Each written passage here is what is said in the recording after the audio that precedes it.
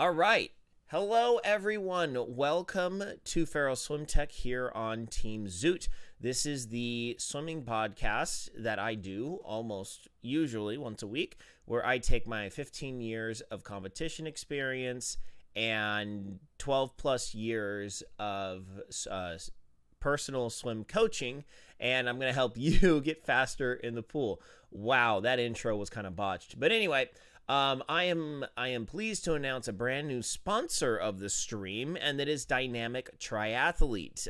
Down in the comments on Facebook, as well as in the description on YouTube and others.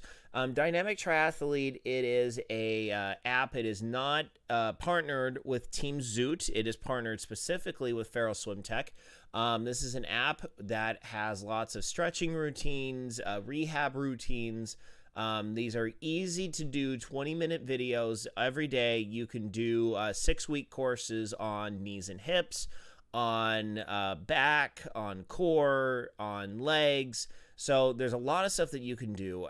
For Ferrell Swim Tech, what I like about this is that for your kick, doesn't necessarily have a ton of stuff on the arms just yet, but it has a lot of good stuff on overall mobility. If you have problems with your hip flexors, with being able to get a nice long kick, check this out. Yes, it is a paid service. If you use offer code SWIM, SWIM, at checkout in the coupon code area, you get 10% off. Plus, it helps out this channel. So if you really, really, really need to get more limber, you need to help prevent injury in knees, hips, back, stuff like that, check out Dynamic Triathlete. You won't be sorry. Link down in the comments below. So today's so we're gonna get into today's topic. Today's topic, we're gonna kind of move a little bit away from what we've been doing so far, in a sense. Okay, so far this year, what I decided that I really wanted to do was I wanted to kind of put together a roadmap that you could do in order to really fix your stroke on your own. I've been trying to help you understand drills. I've been trying to help you understand really the mindset behind the drills, so then you can go and start the sculling, then go to doggy paddle, and then move on down the line with the drills. Something I probably should have taken care of first, but I was thinking about it last week, and we need to talk about drills to aid in your overall comfort and confidence in the water. Okay? Why would we want to do this? I mean, don't we want to learn how to swim? We need to learn how to be confident in the water first. Lacking confidence in the water is something that truly can mess you up. Hold on, let me see here. Where was that? Where is that? Oh, hold on. That's what I want to do. I'm pulling up the comments. I put out a query yesterday on confidence in the water, and kind of like, what are some things that spook you? What are some things that make open water swimming kind of spooky? And this is all simply because, hold on, all comments. There we go. I got the post up now. Wait one second. I also like completely cleaned off my stream area. So my mute button was in a different place. I was reaching all the way over here, but it was like up here used to be, because I have my mixer rotated 90 degrees. But now I'm just like, oh wait, it's just right here. I can easily grab it. I don't have to like reach all the way over. It's kind of nice. Anyway, so comfort in the water. Why do we want to focus on this? Lots and lots and lots of people. There was at least four to five comments was, something to do with confidence in the water. And as a proud member of the Pathetic Triathletes group, I have seen story after story after story of people saying, I got out in the open water swim, something happened, I had a panic attack, and I had to pull out of the swim portion. I had to take a DNF. If you're a new swimmer, the open water swimming is a very scary proposition. Number one, you're not used to your face being in the water for a lot of time. Number two, you're in open water. Usually you can't see the bottom. Number three, you're kind of out in the middle of nowhere. I mean, especially if you're doing a long race. This is one of the reasons why I'll always pump Bayshore's races. They do a race in April and a race in November. If you are very new to triathlon and very new to swimming in open water, Bayshore's race is perfect for you because they do a J hook along a beach. So you're actually swimming parallel to the beach line. And you're only swimming about 15, 20 feet away from the shore. So if you need to, they're totally okay if you're a new swimmer. You swim, in the shallower area. And if you're panicking, you just stand up, take a break, and then just put your face back in the water and go. Not a lot of places do that. You start at the shore, you go perpendicular to the shore, you make a U-turn, and then you come back or you do some sort of course. So being out in deep water, it's a mind thing. It's a real mind game. I mean, even me, when I swam my first big open water race, now understand, I've been swimming for 15 years. I had never done an open water race. I've only swam in pools. I mean, I went to the beach, but usually I have an 8-foot surfboard or a bodyboard strapped to me. And, I'm not out in the water for 15, 20 minutes at a time, just swimming and swimming and swimming. So there's a lot of stuff that can easily go wrong in your mind. And one thing you need to train is your mind. Forgot. Tangent there. Back to the Malibu story. So I swam Malibu. That was my first year of triathlon. It was my first Olympic distance that I did. So it was a mile swim. I competed in the mile. I've swam the mile dozens and dozens of times. It's a distance I'm very accustomed to. But you swim 150 yards out into the ocean and then just start trucking north. My brain spun. It did. I had a mini panic attack. I'm just like, oh boy, I'm in deep water. No, I know my skills. I'm confident. I'm wearing a wetsuit. I'm okay. And then I calmed my mind down and kept swimming, okay? So there's a lot of mental training that needs to go on with swimming in order to be more confident in the water. By the way, these new these Team Zoot visors, I freaking love this thing. I gotta leave a comment saying I want this strap.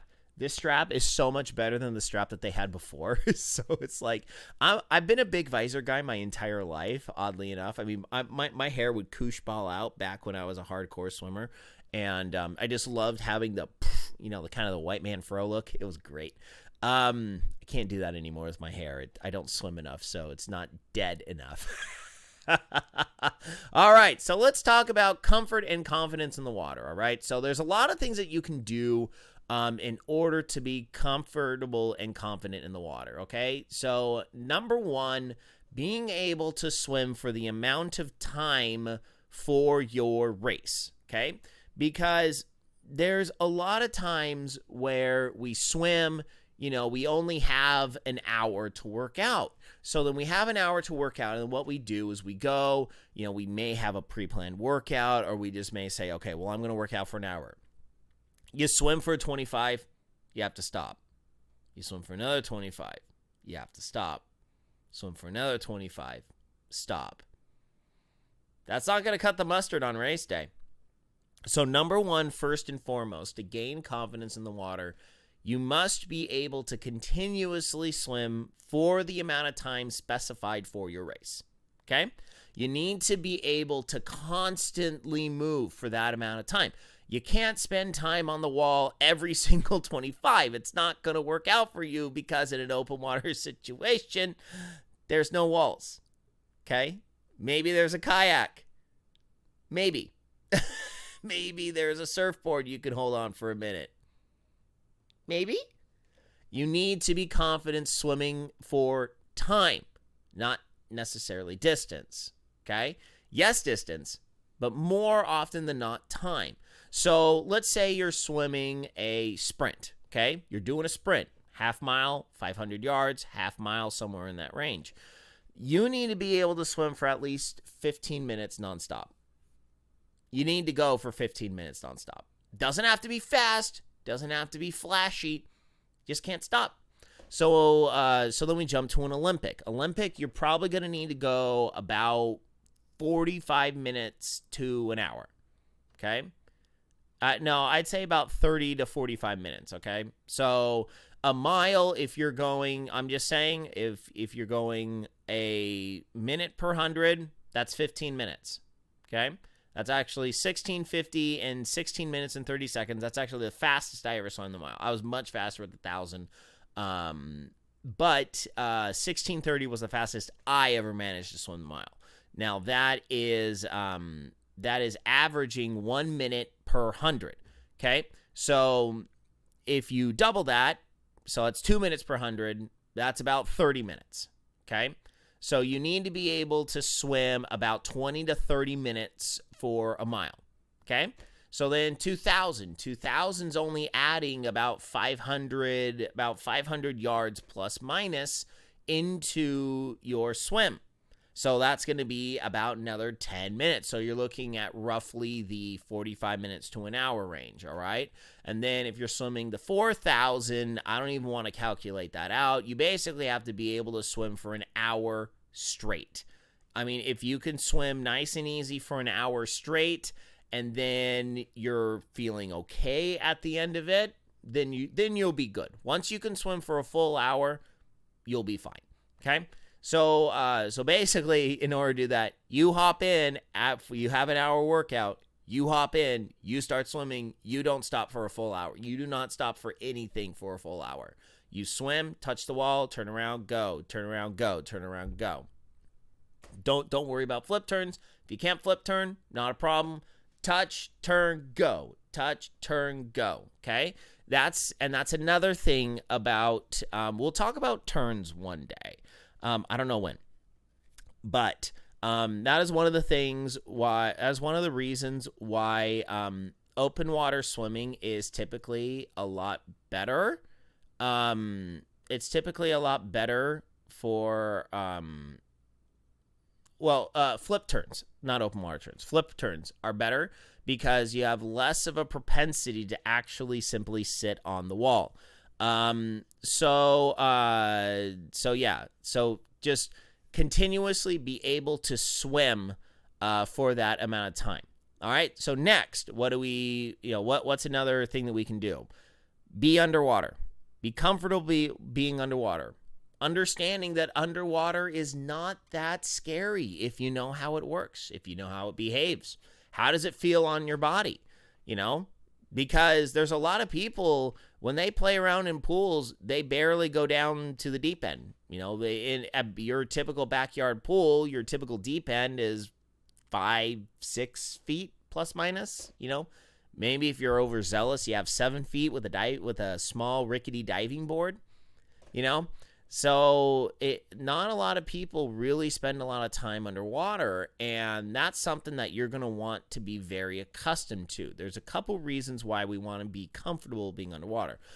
Number one, streamlines. We'll talk about streamlines today because you want to get faster, get your push-offs better. You want to get your push-offs better, do streamlines. All right? Underwater streamlines are going to be the fastest that you will swim, hands down, bar none, the entire 25. And learning how to do a proper streamline, learning how to push off under the water is going to greatly increase your capacity of going fast. And the main reason is drag. Drag, if you push off on the surface of the water, which honestly I see a lot of people do, it is something that slows you way down, and by the end of your push off, you're almost halfway to a dead stop. That's not great. You get all of that speed from pushing off the wall. You're wasting it by being on the surface of the water. 1 second. So, how do we get underwater? Well, we get underwater by doing what's called a sink down drill.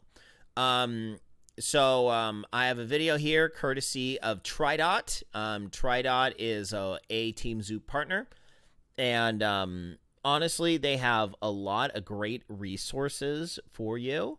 Nope, that's the wrong button. That's the right button. There's my analysis. There we are. I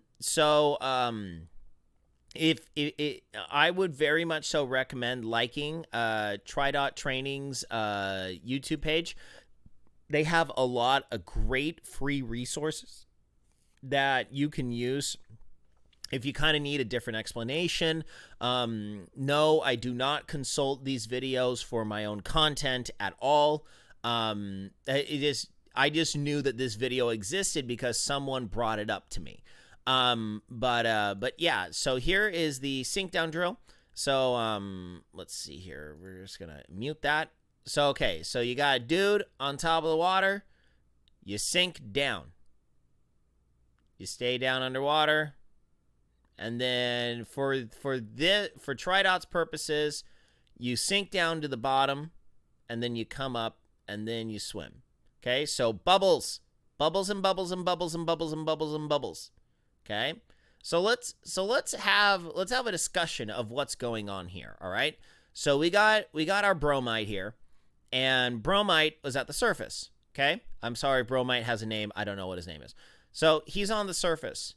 He wants to go down to the bottom of the pool. He's got one problem: lungs. Lungs are what keep you on the surface of the water. So if you take a big breath in, you got two gigantic balloons that are keeping you afloat. Okay, so if you are having problems sinking down underwater, now why do we want to sink down underwater? We want to sink down underwater to be able to push off. We want to push off underwater, have a nice a flat profile, then come up to the surface. So the reason why people have problems sinking underwater, excuse me. The reason why people have problems sinking down underwater is because they don't know how to regulate ballast. Okay, ballast is basically the amount of air you are holding within your body. It's same concept with submarines. If you've ever watched Hunt for Red October, they talk about ballast a lot. When you need to go down, you need to let that air out. Okay, you need to blow bubbles. It's the first thing we teach little kids when they learn to swim. You breathe in the air, you blow the bubbles out. All right, so that's what you got to do. You just got to blow the bubbles out, and you have to be comfortable being underwater.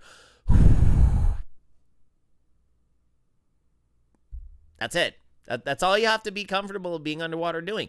Understand, even if you blow air out, you can still be underwater for 5-10 seconds, you know.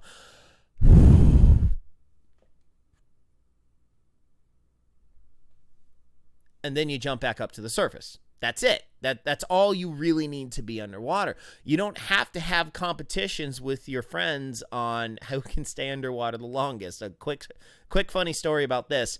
At Brigham Young University, they have an underwater room right next to the dive tank. They've used it for underwater filming, being able to view athletes from below and get, you know, prior to 2000's camera down there. So then you'd be able to film people and, you know, analyze their stroke via VHS tape.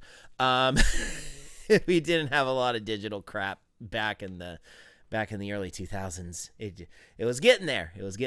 But anyway, so I heard a story of one time they were having a team meeting down there, and then there was this student that was sitting at the bottom of the dive tank, and the coach kind of looks over at him, you know, because he could see the bottom of the dive tank. It's 12-foot deep dive tank.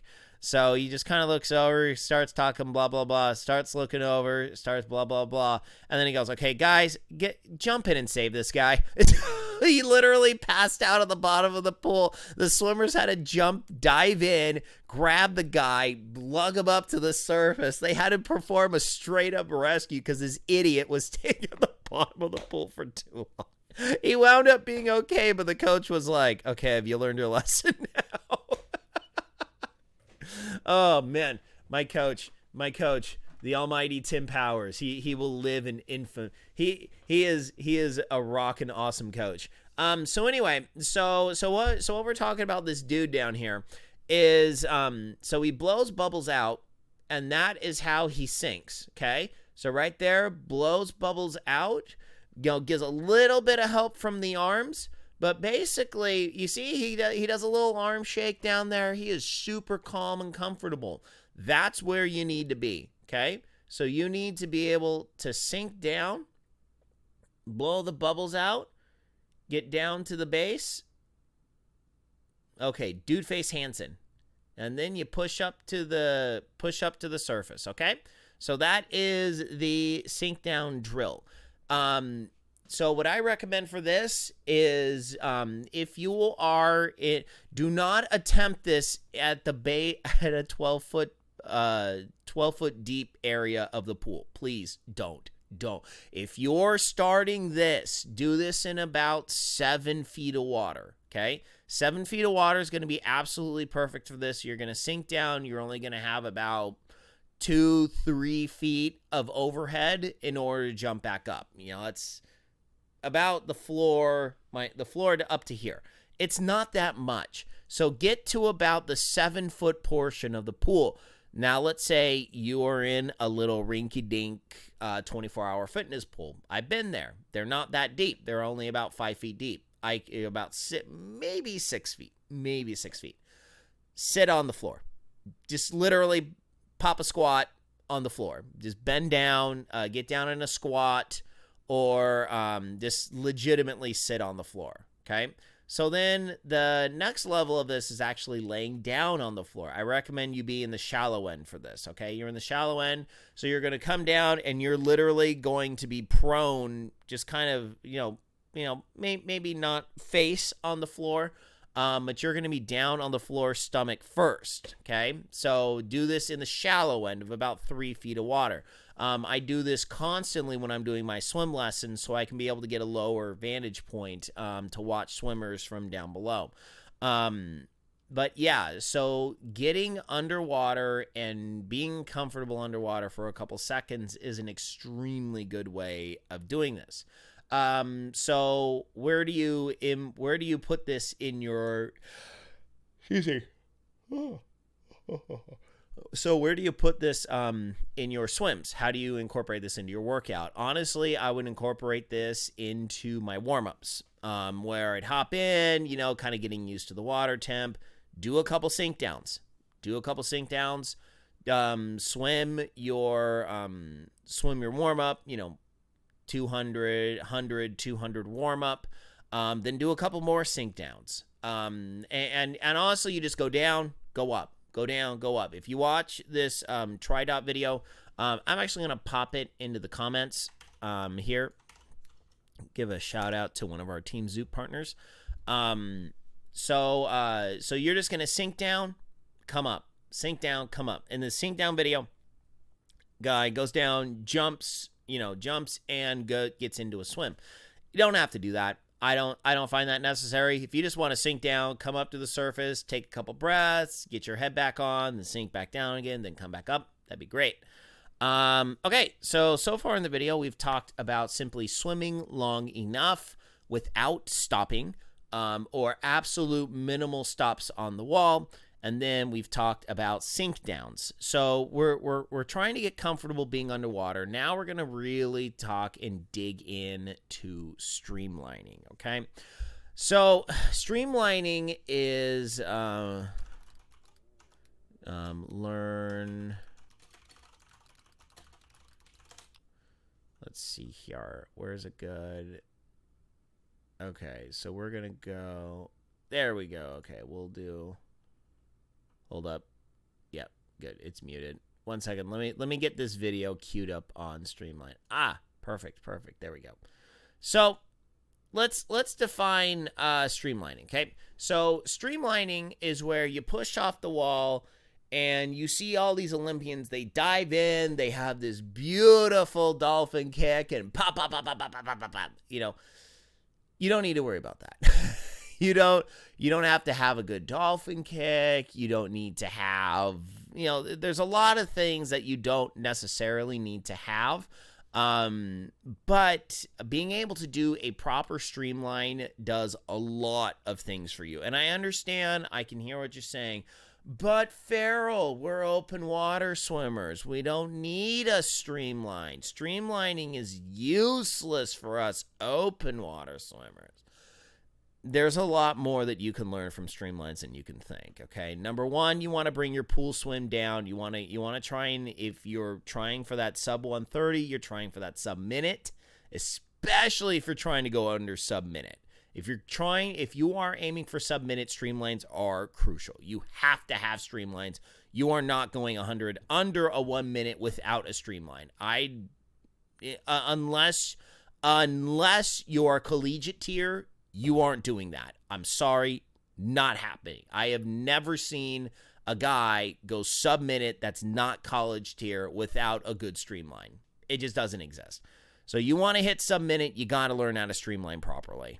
Also, the other thing is it really helps with your body positioning. It learns you good. It teaches you how to be nice and flat underneath the water, okay? Also, situational awareness. Where are you underneath the water? Do you push off and go, which I have seen so many kids do this. You go, you just dive bomb down to the bottom of the pool. Or do you push off and go, whoop, and you just go pop straight up to the surface? Or do you understand how your body positioning is so you're able to go nice and flat underwater? Okay? There's a lot of stuff you can learn about your own body position if you do streamlines, okay? When you start streamlines, 1,000% please go to the deep end, okay? Please go to the deep end. I mean, go to somewhere around 6 to 7 feet. Maybe the dive tank may be a little rough, but get to somewhere with about 6 to 7 feet because you want to be able to push off and not crash into the floor at the 3-foot depth. I can guarantee you will just dive bomb down to the bottom of the pool. So this is why we do sink downs before we start learning. we start doing streamlines, because there's a propensity you may just you may literally dive down. I have teenagers. I have mostly the younger kids, mostly under the age of 10. They don't understand how to push off straight, and they push off with their feet too high. So there's a couple rules for streamlining. Okay, number one, hand over hand.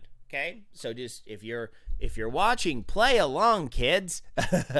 So usually you want to put your dominant hand over your non-dominant hand. So if you're right-handed, I always go right over left.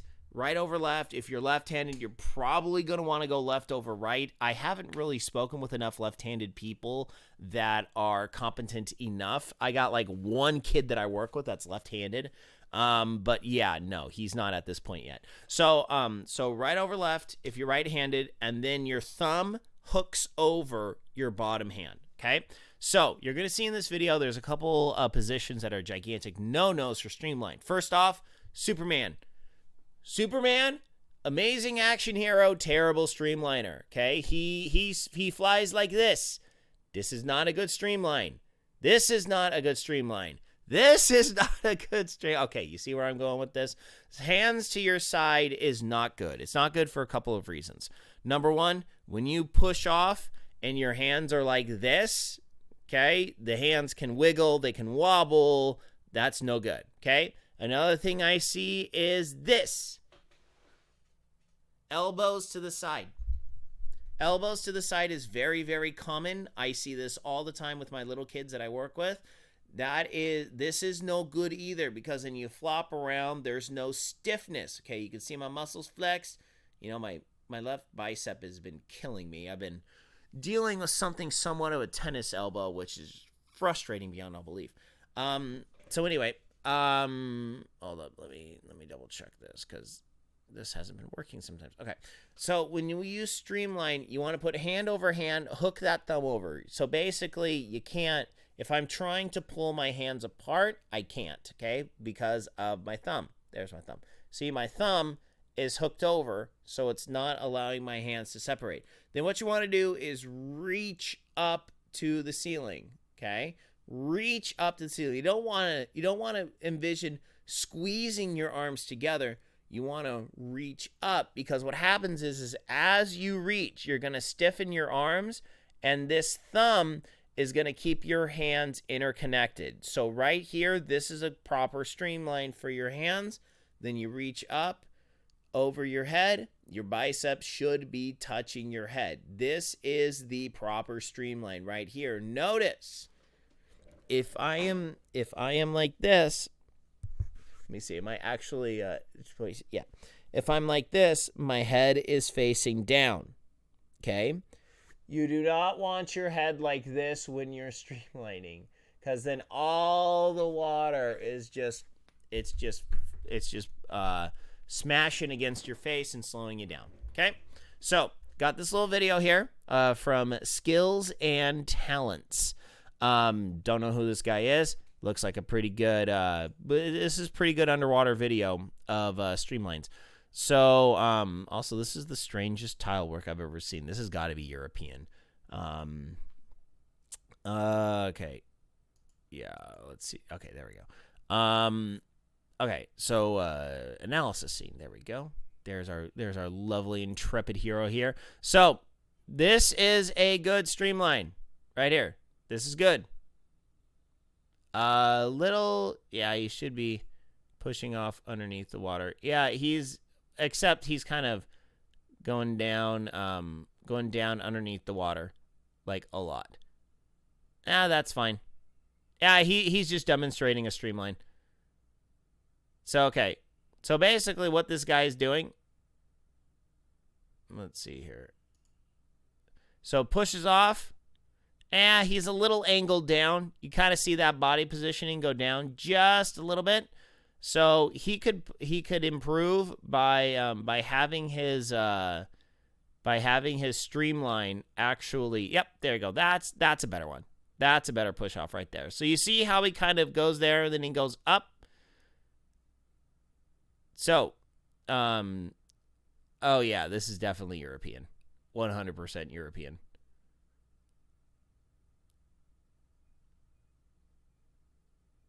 So you see that nice long,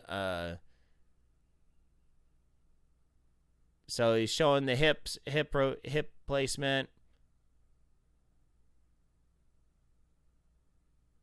Long legs. Don't bend the knees. Don't bend the, long. You see, here, hold up. There is a really good thing here. Okay. So you see the lock knees. So I talk about tippy toe kicking and the idea of locking the knees and pointing the toes. This is probably the most prime specimen that I've ever shown of how this is possible. So you're going to lock the knees, lock the toes. So basically, the elements of a good streamline are, let me get another. There you go. So long legs. You see, you can practically draw a line right there. Okay. So let's snap this out real quick. We're gonna snap this out. We'll do some sketching here. All right. So what you can see is this nice straight line. Okay. It's angled down just a little bit, but you know what? For the purposes of this video, it's perfectly fine. So here's a couple of the so right here. So there you go. So let's look at the differences here. So right here you have this curved back. So that means that he's here. He's arching backwards. One second. So he's actually arching backwards. with his back. Feet are pointing straight down to the bottom of the pool. As the water, here, let's get right here. As the water hits the feet, it's actually going down. That means the rest of him is coming up. Okay. Also, not only that, that's a massive break right there. But this lower back right here, that is the main difference here. Okay. So the main difference here is that the hips are pushed forward instead of being in line with the rest of the body. So what I recommend is that you actually learn how to do a streamline. And what I like to do is I work with kids. This is one of the first things I almost always. Oh shoot, that fell down too. Huh. I did a whole new corded setup down below my desk, and yeah. Apparently, Velcro is not enough to hold hold power strips. Yeah, I really need to purchase that under desk thing. I need to get that. Anyway, sorry, I got distracted again. So being able to push off and do streamlines is super duper duper important. And the way I recommend learning, huge on there.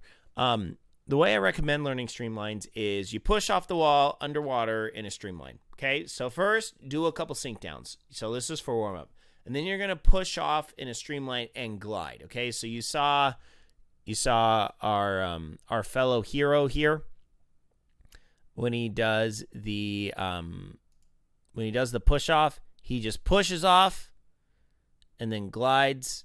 No, not these guys. Neither of these guys. Let's see here. There we go. So this guy just pushes off and he glides. No bubbles. You see, he just floats right up to the surface. Okay? So this is different than the sink down drill that we've been doing. Okay? If you do this right, you'll just go whoop. You'll just pop right, you'll just come right up to the surface, okay? Stiffness, stiffness, stiffness, stiffness. Stiffness in the arms, stiffness in the back, stiffness in the legs, okay? So what you can do, let's go back to full camera. So what you can do is you can stand up. Here, let me. What do I want to do?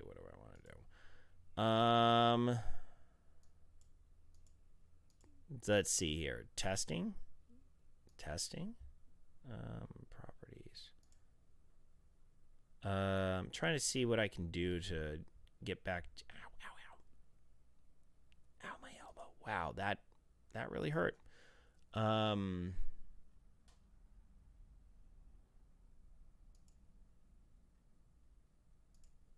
Let's see here, because I actually haven't tried the audio on the stream cam yet, but it's not picking it up. Anyway, okay. Oh, dude, my elbow freaking hurts right now for some other reason. All right. Okay, 1 second here. Okay, so let's just do this. We'll just bring this over here. Shift that there. Pull that cord. Get that shifted. Oh, I can't go much higher. Okay, well anyway. So, all right, I'm just gonna speak loudly. So when you're on dry land, work on being like this. Work on being like this, okay? So you want right here. So you're gonna reach up. All right. So you're gonna reach up to. Oh, by the way, you gotta love my pants.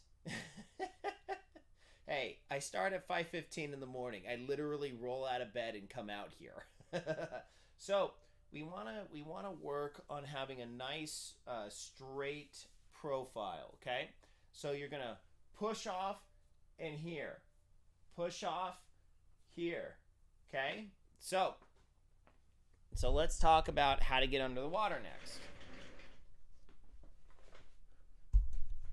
So another problem that people often have with streamlines. Oh, hold on. There you go. So another problem that people have with streamlines very often is how to actually get underneath the water to push off. I see this constantly, especially with new swimmers. They don't understand how to get under the water. So one thing that I like to do is hold the wall. I will definitely get this filmed. So you'll see it in an Instagram post that I'll be putting on Ferrell Swim Tech. By the way, Ferrell Swim Tech on Instagram. I try and film a bunch of these drills. So what I'm gonna do is I'm gonna show push-offs and streamlines on the Instagram. I should have time today to get it filmed. So expect something later tonight. So follow Ferrell Swim Tech on Instagram. So what you're going to do is you're going to hold the wall, put your feet on the wall, and then outstretch your arm. I better do it on my other arm. My left elbow's just killing me. So you hold here on the wall, put both feet on the wall, and then you're going to hold the arm, push up, and then drop. Okay? So this is another good drill that you can do. You can drop underwater. So you're just going to push up the legs so a portion of your body is out of the water. Then just allow yourself to drop underneath the water. I will explain this on the Instagram post later tonight. So you're going to want to drop and then keep your feet on the wall and then push. Okay? So you don't want to just push up and over the water. We actually want to go under the water and then push off. So work on that, work on the streamline. It's just really hard for me to explain this just because I can't hold on to the garage door and show you how to do this. This one's a little tougher to explain in a vocal setting. All right. So kind of last thing that I wanted to do was I want to talk about some of the other things from your comments. So basically sink down drill, push-offs underwater. Basically, we're spending time being underwater and being controlled and comfortable underwater, okay? Because there's a fair amount of people that talk about so Jennifer talked about this. They said, I'm not great at treading water, so I'm mostly afraid of being in deep water with nothing to hold on to just in case I have to stop for some reason. I swim with a buoy for training, and that gives me confidence, but that's not allowed in races. So what Jennifer says is, I'm not that great at treading water. So learning how to tread water, another huge thing that I wanted to talk about, wetsuits. Okay, wetsuits are a huge benefit to those that are not strong swimmers, okay? Not only are a lot of lower tier wetsuits designed to really help you get into a decent, have decent body positioning because of all the neoprene, and the thicker panels at certain areas of your body, it's going to promote a more streamlined approach to your open water swimming. People like me, it doesn't necessarily do that much simply because I already know how to have good body positioning. The extra neoprene helps boost that even further, okay? So with regards to open water swimming, with regards to being comfortable in the water, we need to be able to understand that neoprene will let us float, okay? If next time you do open water swimming, this is something I'm going to do with every single person that's down with me at Bayshore. We are going to spend time floating around in our wetsuits, okay? Just because this can literally save your bacon big time in a race, okay? Something goes wrong, your goggles mess up, something goes bad. Turn around and float on your back. I can guarantee you, you can float on your back in a wetsuit. I don't float. I have said this all the time on the broadcast. I suck at floating on my back. I am terrible. I was terrible as an 80-pound kid in scout camp. I was like 5'10", 5'9", 80 pounds. I was a stick as a child. I couldn't float. I had no ballast. My fat scoutmaster was like, "Hey, fuzzy kid, what are you doing?" He's just bobbing up and down. I'm like, yeah. Trying to keep my head afloat. It was the worst ever. I hated floating. So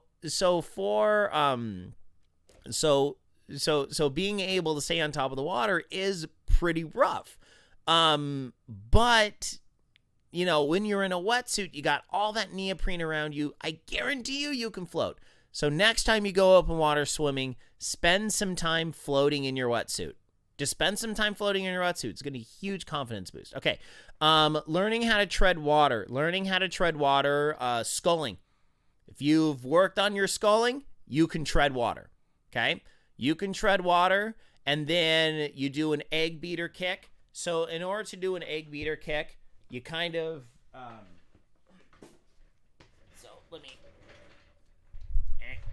All right, so egg beater kick is just this. That's it. It's just ba ba ba ba ba ba ba ba. That's all it is. So learning an egg beater kick is not that. I mean, learning an easy egg beater kick and then moving your hands back and forth like this, that's how you tread water. And honestly, it's not a bad idea spending a little bit of time just treading water during your workouts. You know, not clinging to the wall, learning how to be comfortable being in the middle of your lane without being able to touch the bottom. It's a really good skill to have. So spend time learning how to tread water. Spend time under the water. Spend time, you know, just kind of being in the middle of the pool without hanging on to the wall. Let's see here. Hyperventilation. So Jeffrey said hyperventilation. And then there was another one that said choking, not being able to catch my breath, swallowed some pool water. Okay, so let's talk about taking that errant wave, okay? You're going to get, no matter what you do, you're going to get hit with a wave. You're going to get hit with some chop, especially if you're trying to fight for an early swim position. You're going to get hit with an errant wave. If you're swimming in somewhat windy conditions, you're going to get hit with the wave. What happens when you accidentally take that gulp of water? Well, you cough a lot, like a lot. Slow down, cough it out. Trust me, it's there are some times I got hit swimming past a guy in a lane. I got hit with a wave during sets in college. I wasn't able to simply stop and no, you learn to swim and cough. Okay? Learning how to swim and cough is a really, really good way to not stop. Just remember, here's the deal. In our races, what we want to avoid is stopping. Okay? We want to keep progressing towards our goal and not stop. Okay? So if you get hit with a wave, cough it up.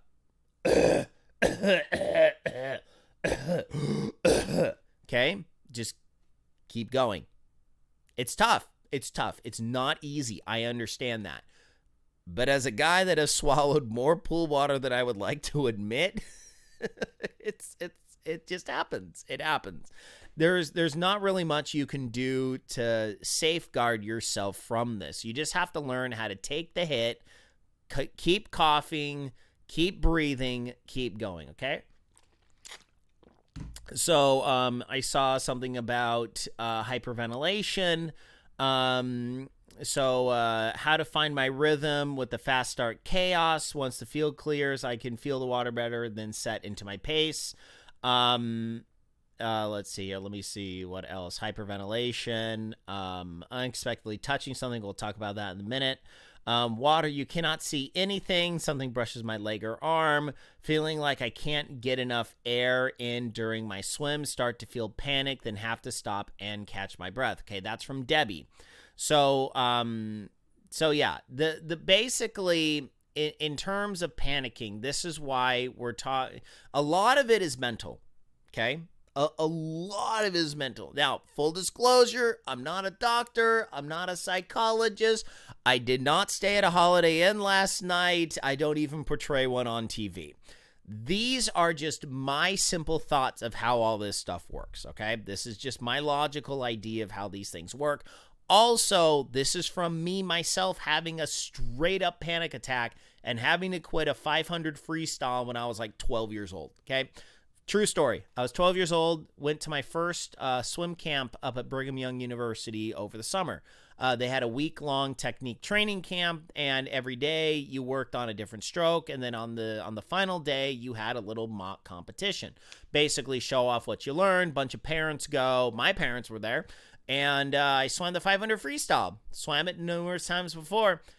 Swimming at altitude for the first time, like legitimately first time swimming at altitude. I straight up had a panic attack about 200 yards into it. My chest seized up. I could not breathe at all. It was scary. It was very scary. And that is the only time I ever quit from a race. My dad gave me a huge talking to, 100%. He was like, you do not quit your races ever. You never do that ever again. And I never had to. Never quit a race again. But I mean, I remember my chest seizing up. I remember my mind was racing. I'm just like, I can't do this anymore. I can't. Okay, you're getting the idea here. A lot of this is truly mental. All right.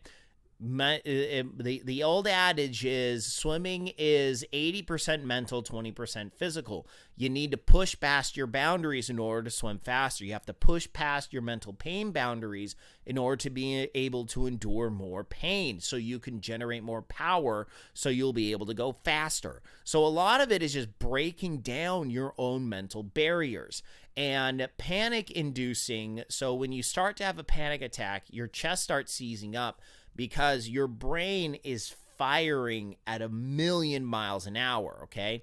You start being like, oh, what's going on? And then your whole body starts reacting to that panic. And the number one thing is that your chest does seize up. So yeah, okay, yeah. Just like Justin said in the comments here. Thank you, Justin, for commenting, by the way. Just flip to backstroke until the panic attack subsided.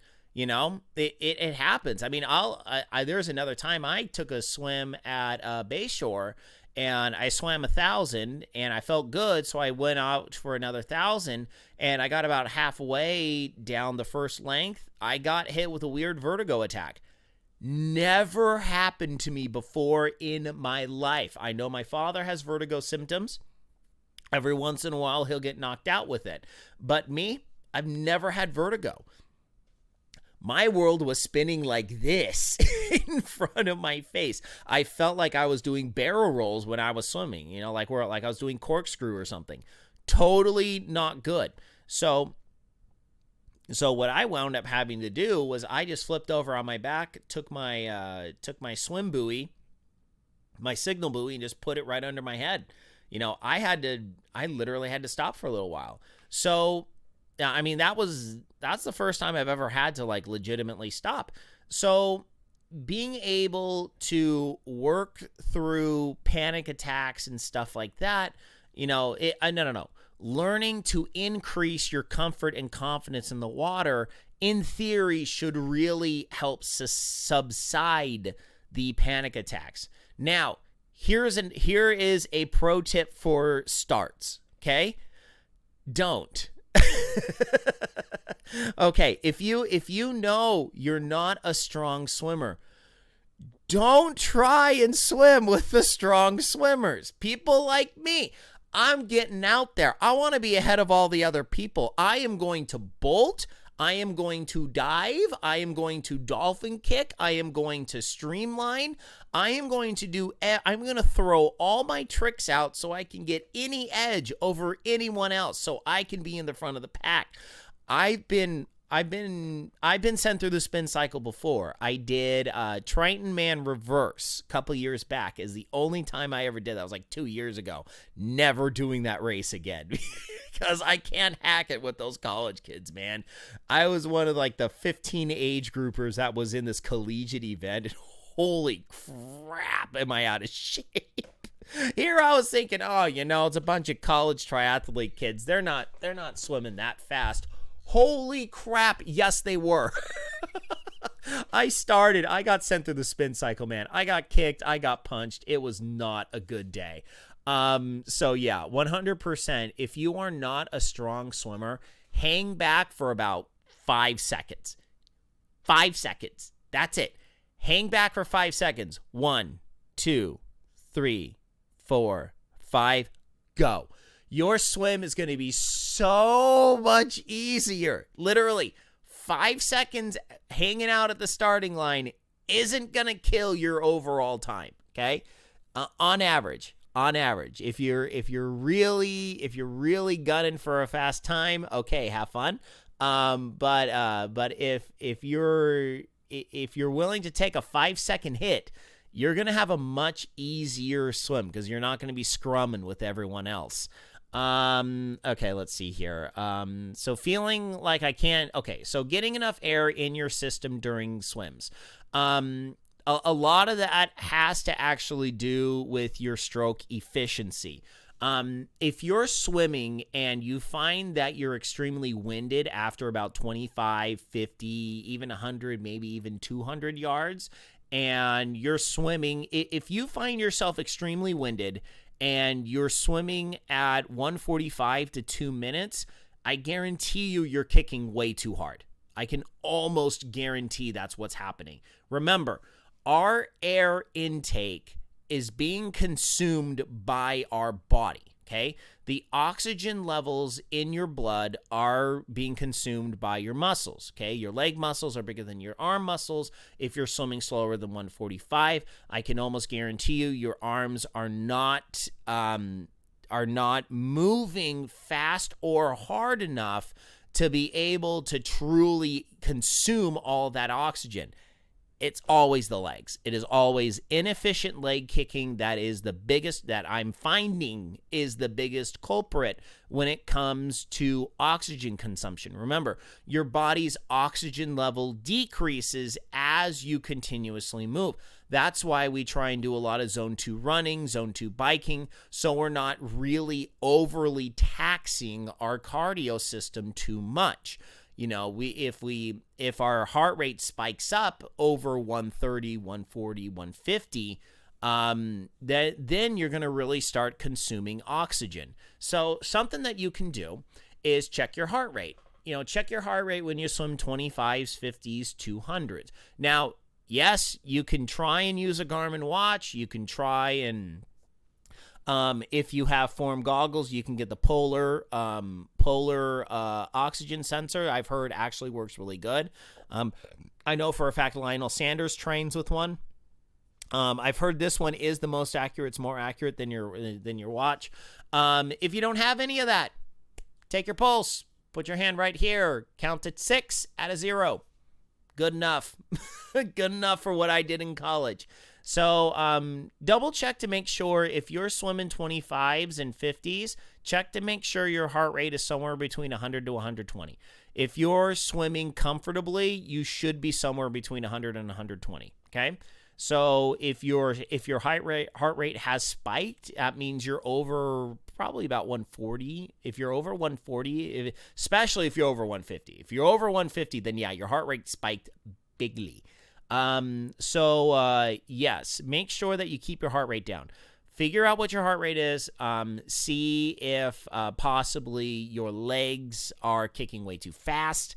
So if you can't really catch your breath, if you're having a hard time breathing, and especially if you're don't breathe, and you're trying to swim at a comfortable pace, check your heart rate, check your legs. I can almost guarantee those are your culprits. Things randomly touching you while you swim. Okay, that's a hard one to learn. Because last time I checked, pools don't really like it when you throw random objects in the pool that you can touchy-feely while you swim. Usually they're not cool, as in always they're not cool with that. Basically, that is something that's just a comfort issue. You just need to learn being very comfortable in the water, and understand. I've been surfing a very long time. I've been going to the beach constantly for years and years and years. I've been going to Lake Powell for 30 years plus. The odds of something coming up to actually nibble on you are insanely low. Does it happen? Yes. Is there a crap load of media released when it happens? Yes. Does it happen that often compared to how many millions of people around the globe go to the beach? No. So just understand, more often than not, know your area before you go. Know if there's a lot of there's a lot of places that have a lot of seaweed, so scout it out beforehand. If you have the opportunity, scout the area beforehand. Know if there's underwater plants, but mostly 9 times out of 10, it's either seaweed, or if you're in a reservoir or something, it's some underwater tree or bush or something like that. So try and take a visual reconnaissance before you go. Knowing, oh, hey, I'm swimming in the ocean, there's a buttload of seaweed around. Okay, 9 times out of 10, I'm going to touch a piece of seaweed. It's fine. It's not going to hurt me. So a little bit of visual reconnaissance is always a good idea. Dealing with waves. I'm actually going to dedicate a full episode to this.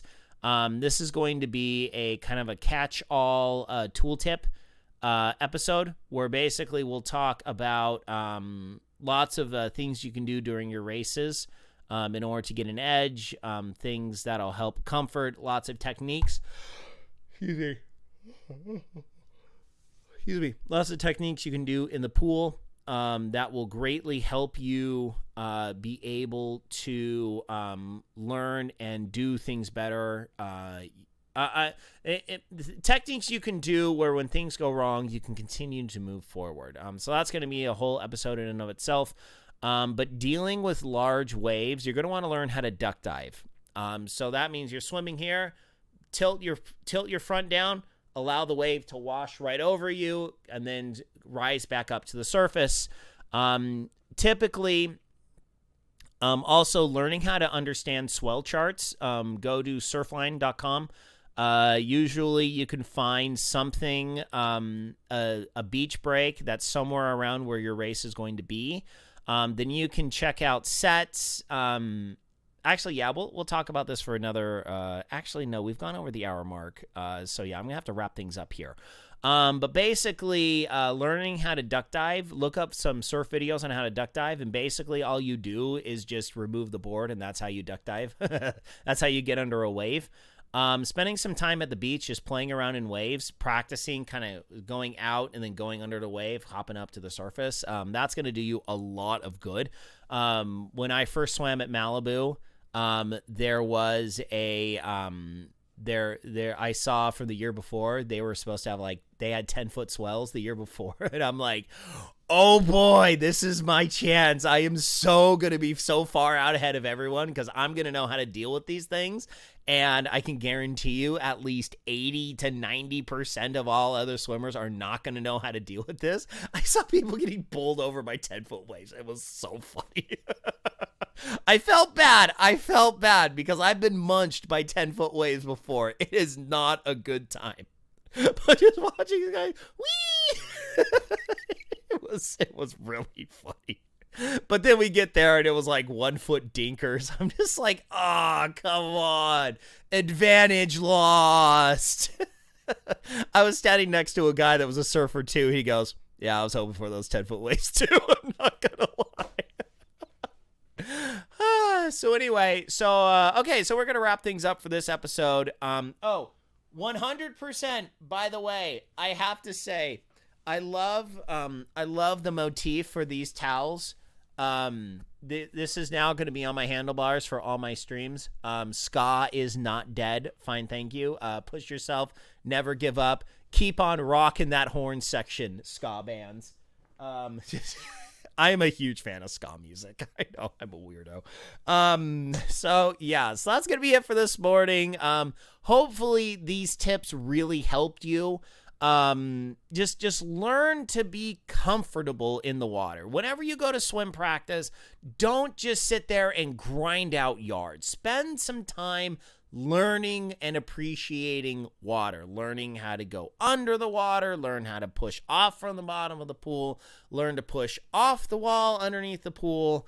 I tell you what, man, there is nothing cooler than pushing off in a streamline and then realize you're basically jumping into outer space. Like, you're just letting loose with gravity's being like, you know what, gravity, forget you. We defy the Newtonian laws of physics, and we're just gonna jump into the atmosphere. Screw gravity. So if you think the wall is the floor and the other side of the room is outer space, you're literally like jumping off with rocket boots. It is just the absolute coolest feeling ever. It is just fantastic. Like, seriously, just learn to streamline. It is going to make your swims a lot more fun.